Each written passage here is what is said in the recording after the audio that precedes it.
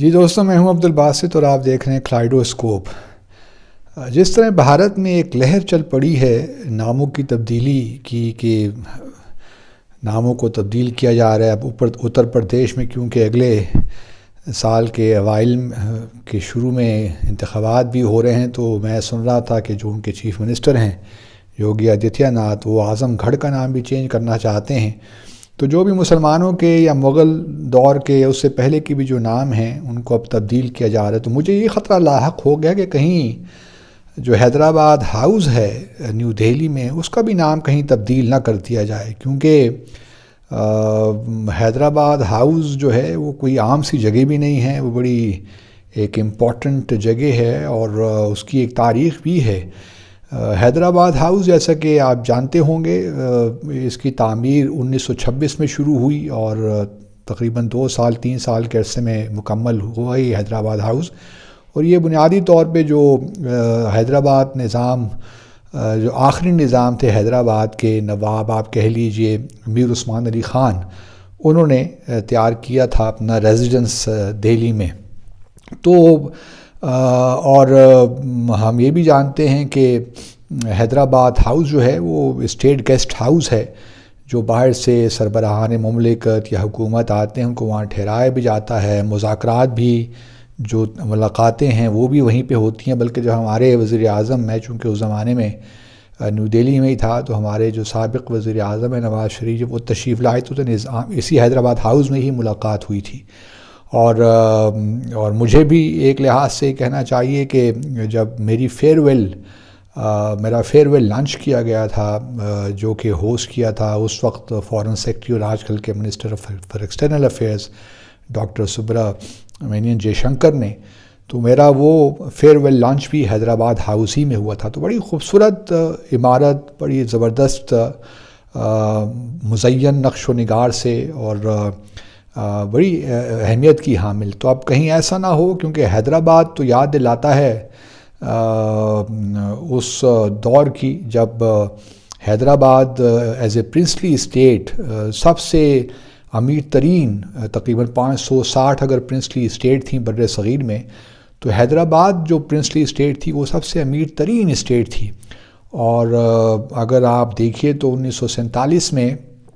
جو آخری نظام تھے میر عثمان علی خان، ان کی آج کل کے زمانے میں جو ورتھ ہے وہ تقریباً 32 سے، یا آپ اس طرح کہہ لیجئے کہ 32 سے 40 بلین ڈالر تک کی تھی اس زمانے میں۔ تو آپ اندازہ کر سکتے ہیں کہ کتنی دولت مند ریاست تھی۔ تقسیم کے فوراً بعد بھارتی حکومت نے تو حیدرآباد ہاؤس پہ قبضہ کر لیا، لیکن حیدرآباد جو ریاست تھی، میر عثمان علی جو چاہتے تھے کہ پاکستان کا حصہ بنے پاکستان، لیکن چونکہ حیدرآباد ایک لحاظ سے اگر آپ دیکھیں تو لینڈ لاکڈ اسٹیٹ ہے، اور تو وہ بالکل گھرا ہوا تھا تمام طرف سے بھارت پہ، تو وہ ذرا ایک مشکل سی پروپوزیشن تھی۔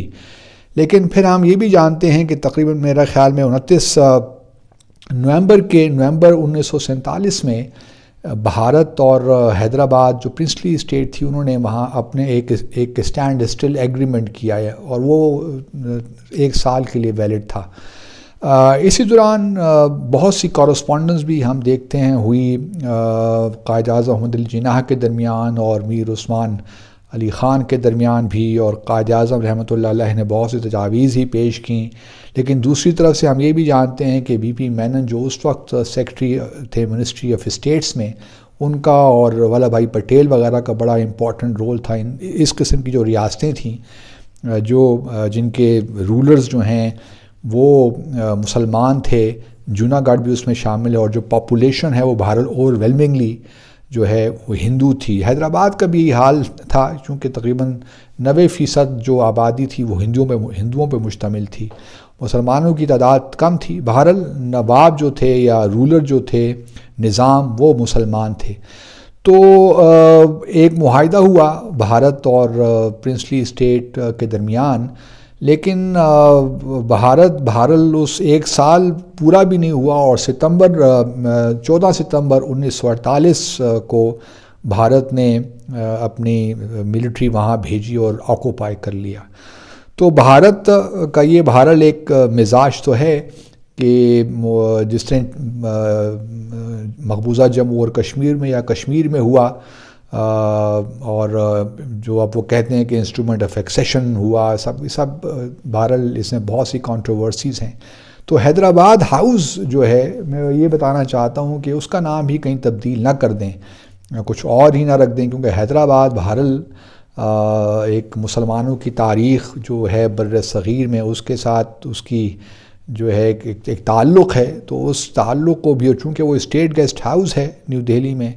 تو کہیں نہ کہیں کچھ آوازیں تو سسٹم کے اندر اٹھتی ہوں گی کہ جی اس کا بھی اب معاملہ سیدھا کر دیجئے. یہ بھی جو ہے کسی اور نے بنایا ہوگا، کہ کسی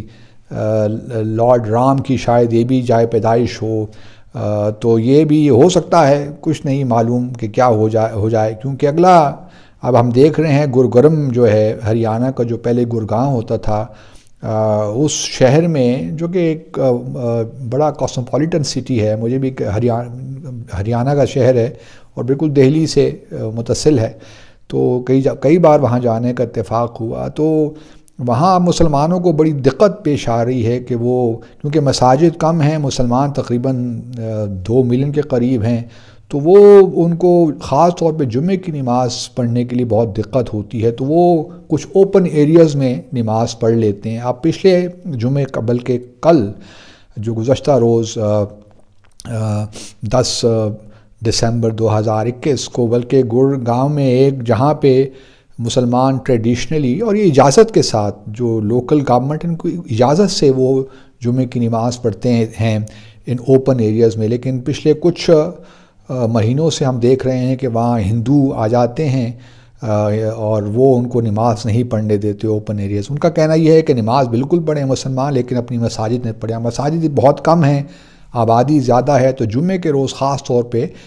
تو. لیکن اب یہ گروگرم میں، یہ گڑگاؤں یا اس شہر میں اب بہت اس قسم کی ٹینشنز بڑھ رہی ہیں. دوسری طرف متھرا کو بھی لے کر ایک پرانی مسجد ہے، شاہی مسجد، اس کے بارے میں بھی کہا جاتا ہے کہ یہ مسلمانوں نے ایسی جگہ بنائی ہے جہاں پہ لارڈ کرشنا کا شاید جنم وہاں پیدائش ہوئی تھی. تو اب یہ ایک معاملہ چل پڑا ہے، اور اب دیکھتے یہی ہیں کہ اتر پردیش کے انتخابات کے آتے تک کیا ہوتا ہے. حیدرآباد ہاؤس کا میں نے اس لیے ذکر کیا، اس کے ابھی مستقبل قریب میں تو کوئی امکان نہیں لگتا تبدیلی کا، لیکن یو نیور نو، کچھ عرصے بعد اگر یہ حکومت 2024 میں دوبارہ منتخب ہو کے آ جاتی ہے، تو ہو نوز کہ کسی اسٹیج پہ حیدرآباد ہاؤس کا نام بھی تبدیل کر کے کوئی نام رکھ دیا جائے، اور وہ تاریخ کو بھی، یہ جو ذہن ہے جو کتاب ان سے نکالنے کی کوشش کی جائے. تو آپ دیکھتے ہیں کہ آگے کیا ہوتا ہے، but interesting months and years ahead in India. Thank you very much.